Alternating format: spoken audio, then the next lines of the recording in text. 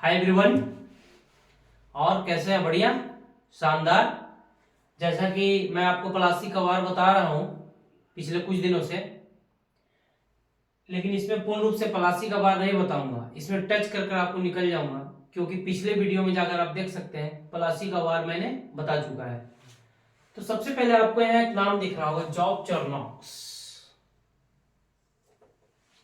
तो सबसे पहले बताओ हमें आप भाई कि 1713 से लेकर 1719 तक मुगल बादशाह कौन था? ये पढ़ाया हुआ है, सोचकर बताना। यहाँ पर समझो। फारूक सियर। फारूक सियर देख लिया क्या? क्या चीज? यहाँ नहीं, ये याद है। अच्छा, चलो बहुत बढ़िया। 1707 से 1712, 1712 से 13, 1319। ठीक है, तैयारी चल रहा है भाई। तो अब क्या है मेरे भाई कि फारूक सियर के पास ना जॉब चरनॉक्स जाता है। यहाँ पे बताना चाह रहे हैं इसलिए इसको हम आज लिखे हैं, क्योंकि जो पलासी का वार है एक ऐसा नहीं कि व्यापार के लिए ही हुआ था, और बहुत सारा कारण था। मूल कारण व्यापार था। तत्कालीन कारण का मतलब समझते हो?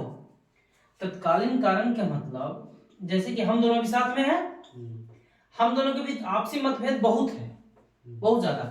लेकिन अभी हम आपका फोन फोड़ दिए, दोनों झगड़ा हो गई, तो तत्कालीन कारण हो गया, तुरंत मतलब। महत्वपूर्ण कौन हो गया? फोन फूटा जो। ऐसे तो मतभेद, वैचारिक मतभेद बहुत चल रहा है, हमसे बहुत बच्चा लड़का से चलता है वैचारिक मतभेद, लेकिन अगर कुछ बीच में हो जाए तो हो जाता है। तो अब क्या हुआ, फारूक सियर के पास 3000 वार्षिक कर देगा, मतलब जो जॉब चरनॉक्स है वो जाता है फारूक सियर के पास और कहता है, ऐसे हाथ जोड़कर जी हुजूरी कर गए कि हमें बंगाल में आप मुक्त चुंगी कर व्यापार करने का मौका दें। चुंगी मुक्त कहने का मतलब है, जैसे समझ पा रहे हो ये चीज? चुंगी मुक्त नहीं समझ पाई, कर समझते हो? टैक्सेशन। जैसे कि ये बंगाल है, अब बंगाल से हम किसी माल को यूरोप में भेजते हैं, ठीक है? तो बीच में क्या है, बहुत सारे इंफ्रास्ट्रक्चर, रोड वगैरह है, वो क्या बीच में शासक भी बहुत सारे हैं, तो क्या करते हैं, टैक्स लेते हैं। जो बंगाल का नवाब फारूक सियर के समय, कौन बंगाल का नवाब था? फारूक सियर जो बंगाल का नवाब। हाँ, 1713 से 19 में, सोचना इसको। 1713 से 19 के बीच में कौन बंगाल का नवाब था? 1707 में कौन बनता है? 1707 में मुर्शिद कुली खां। उसके बाद सुजाउद्दीन। सरफराज खां। कौन हुआ? सरफराज खां के बाद अलवर्दी खां। डाटा ऊपर नीचे हो सकता है, इसके लिए कोई चिंता का विषय नहीं है, कोई दिक्कत नहीं। लेकिन ये क्वेश्चन पूछेगा कभी नहीं कि फारूक सियर के समय बंगाल का नवाब कौन था, फालतू क्वेश्चन है, बस पूछ दिए याद करने के लिए। तो अब क्या है कि व्यापार हो रहा है। अब व्यापार जो है, यहां से बात को समझना, ये इंडिया हो गया यानी बंगाल हो गया, अब बंगाल से जा रहा है यूरोप। तो कह रहा भैया मुझे टैक्स फ्री यानी चुंगी मुक्त करने का व्यापार दीजिए, कोई टैक्स नहीं लगे ले जाने आने में। जैसे कि विदेश से जो भारत आता है व्यापार, समुद्र पे उतरता है बंदरगाह पे, पोर्ट पे उतरा, लॉजिस्टिक चार्ज लगता है उसका, शिप से आता है, शिप से इधर आता है, बस से ट्रक से आता है, तभी तो हमारे पास पहुंचता है, तो कोई ना कोई टैक्स लगता है। तो कहा नहीं भैया हम टैक्स नहीं देंगे आपको, तो क्या कीजिएगा? अब मुगल बादशाह कहता है टैक्स नहीं दीजिएगा तो क्या कीजिएगा? रिक्वेस्ट कर। और उसमें फारूक सियर कमजोर हो चुका है, मुगल बादशाह औरंगजेब के बाद कमजोर हो चुका होता है, सबसे बड़ा कारण यही है, वरना औरंगजेब ऐसा नहीं करता। तो अब क्या है, कहता है कि भैया बंगाल से यूरोप जाने के लिए हमें टैक्स फ्री कर दीजिए। तो ये क्या करता है, टैक्स फ्री कर देता है। लेकिन ये टैक्स फ्री किसे करता है? ब्रिटिश कंपनी को। टैक्स फ्री ब्रिटिश कंपनी को करता है, क्योंकि रिक्वेस्ट कम कर रहा है Job Charnock's, British East India Company की तरफ से। जॉब चरनॉक्स है ईस्ट इंडिया कंपनी की तरफ से, यानी ब्रिटिश कंपनी जो था उसी को तो ईस्ट इंडिया कंपनी बोलते थे। अब जॉब चरनॉक्स जो है रिक्वेस्ट कर रहा है, तो बंगाल में इसे चुंगी मुक्त व्यापार करने का मौका मिल जाता है कि चुंगी व्यापार मुक्त कीजिए, कहीं भी सामान लीजिए, कोई टैक्स नहीं लगेगा, कोई टैक्स नहीं। जैसे कि अभी हम बोल दिए कि भाई यहाँ पर से जाओ, ये डस्टर को क्या करो, जाओ भेज दो मार्केट में, लेकिन बाहर निकलते के साथ कोई कहे भैया टैक्स दीजिए। जैसे कि ट्रक वाला जो बालू वाला जाता है, निकलते निकलते पैसा इसको लग जाता है बिहार में 10,000 20,000, रंगदारी बहुत तरह का बात है।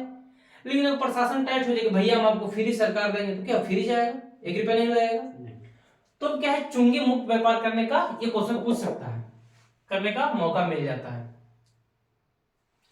अब जो मुगल बादशाह से चुंगी मुक्त दस्तक अधिकार प्राप्त कर लिया।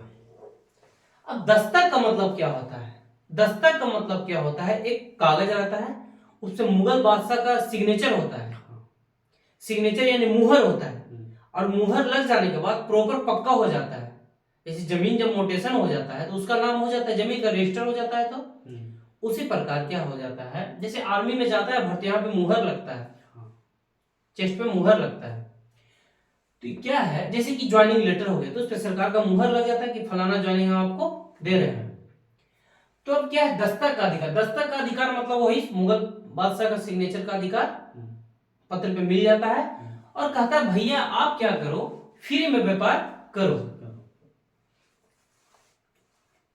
लेकिन यहां पे क्या हो जाता है, एक समस्या हो जाता है, वही बहुत बड़ा समस्या हो जाता है। क्या हो जाता है, जैसे ये कर्मचारी है, अब बताते हैं, हम बताए थे एक आपको सीओडी। सीओडी कहने का मतलब है कोर्ट ऑफ डायरेक्टर्स। अब कोर्ट ऑफ डायरेक्टर्स क्या था, शेयर धारक था।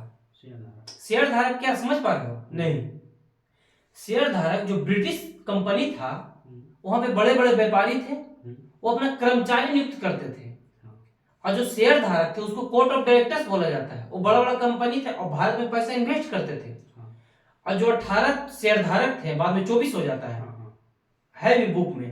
18 शेयर धारक जो हैं वो क्या करते हैं कि व्यापार में इन्वेस्ट करते हैं, और जब व्यापार में इन्वेस्ट करते हैं तो कोई कर्मचारी नियुक्त करते हैं। तो ब्रिटिश ईस्ट इंडिया कंपनी की तरफ से गवर्नर भी आता है, रॉबर्ट क्लाइव भी, और दूसरा गवर्नर के साथ कर्मचारी भी आता है। जैसे कि हम बताए थे प्रधानमंत्री का एग्जाम्पल, प्रधानमंत्री तो मेन हो गए, लेकिन उसके साथ और भी तो है ना, मंत्री है, मंत्री परिषद है, कैबिनेट मंत्री है ना, सब पॉलिटी का है, बता देंगे। कर्मचारी, तो कर्मचारी क्या करता है, ये कंपनी हो गया, तो कर्मचारी किसका व्यापार कर रहा है, कंपनी का। समझ में आ रहा है ना? कोई डाउट? Any doubt? अगर होगा तो बताना। पढ़ाते समय कोई डाउट हो तो जरूर पूछना है। तो कंपनी है, अब कर्मचारी जो है कंपनी का क्या कर रहा है, व्यापार कर रहा है, चुंगी मुक्त ले जा रहा है। जैसे कि कंपनी को 100 पेटी ले जाना है, 100 पेटी, जैसे कि कंटेनर में जाता है ना, कभी कभी देखते हो मूवी वगैरह देखते हो, कंटेनर से लोड होता है, बस जैसे केजीएफ में पूरा सोना ही लोड होता है, तो उसका बात अलग है। क्या चाहिए तुझे, तो दुनिया बोलता है ना। तो क्या है, कंपनी है, अब 100 पेटी है, अब 100 पेटी जो है इसको ले जाना है, लेकिन पता है ये क्या करता है, ये निजी व्यापार करने लगता है। निजी व्यापार नहीं समझ पा रहे हो? जैसे कि कंपनी का जो कर्मचारी है कहा भैया 100 पेटी सरकार की तरफ से बेचो, लेकिन ये सियाना बंदी क्या करता है कि 20 पेटी अपने तरफ से लोड कर देता है। तो 100 कंपनी का फायदा माना कि 20 रुपया हुआ, अब 20 कंपनी का फायदा माना कि 5 रुपया हुआ, एग्जाम्पल। तो ये 100, ये 20 तो किसको फायदा हुआ, कंपनी को। तो इसमें से भी इसे कुछ टैक्स मिलता है, बात को समझ रहे हैं यहाँ पे। अब प्लस इसमें से भी ये क्या करता है, ये तो खुद इसका व्यापार हो गया। जैसे कि समझना, गौर से समझ में आ रहा है ना। 100 पेटी किसका है, कंपनी का। अब प्लस 20 पेटी अपना डाल दिया, यानी कितना जा रहा है माल, अब 120 पेटी। अब जो जाता है तो दस्तक का अधिकार मिलता है, कहता भैया आप टैक्स दीजिए, तो कहता हमें तो दस्तक का अधिकार है, बात को समझना। अब दस्तक का अधिकार देकर छोड़ जाता है, लेकिन दस्तक का अधिकार भैया आपको कंपनी को व्यापार करने के लिए दिया है, ऐसा थोड़ी है कि निजी व्यापार करने के लिए दिया है। जैसे कि हमें नियुक्त किया गया कोई सरकारी पद पे, जैसे कि हम डिस्ट्रिक्ट मजिस्ट्रेट बने, जिला कलेक्टर बने। अब कलेक्टर का बनने के बाद हमें तो सरकार के अधीन ही काम करना है, हर चीज देश के हित में काम करना है। ऐसा थोड़ी कि हमने मन से व्यापार करने लगेंगे। जैसे कि अभी धीरज साहू के पास 350 करोड़ रुपया पकड़ाया है, झारखंड का राज्यसभा के एमपी थे, वो कांग्रेस नेता धीरज साहू। तो क्या है, अब 100 पेटी हुआ, अब 20 प्लस अपने तरफ से कर रहे हैं। तीसरे क्या, करप्शन बहुत ज्यादा हो गया। करप्शन ज्यादा कहने का मतलब कि हर जगह लूट हो गया। ये खुद का व्यापार भैया कर रहा है, कंपनी का प्लस खुद का व्यापार कर रहा है। तो अब क्या है कि इसमें तो चलो मुगल बादशाह दे दिए फर्रुख सियर, तो मुगल बादशाह दे तो चलो भाई हम अब टैक्स नहीं लेंगे, लेकिन इसका तो टैक्स बनता है ना, इसको थोड़ी अधिकार मिला व्यापार करने का, नहीं मिला है ना। इसको तो कंपनी दे दिया है, लेकिन इसको तो खुद का व्यापार करने का नहीं मिला है, नहीं मिला। तो अभी क्या करेगा? इसको अब इसको जब व्यापार करने का नहीं मिला है मेरे भाई, 20 पेटी हो रहा है, तो कहीं ना कहीं राजस्व घाटा हो जाएगा। हाँ। बंगाल में जो लोकल लोग हैं, वहां का स्थानीय शासन, उसको तो टैक्स मिलेगा ही नहीं, तो उनका जीविकोपार्जन कैसे चलेगा? हाँ। बात को समझ पा रहे हो?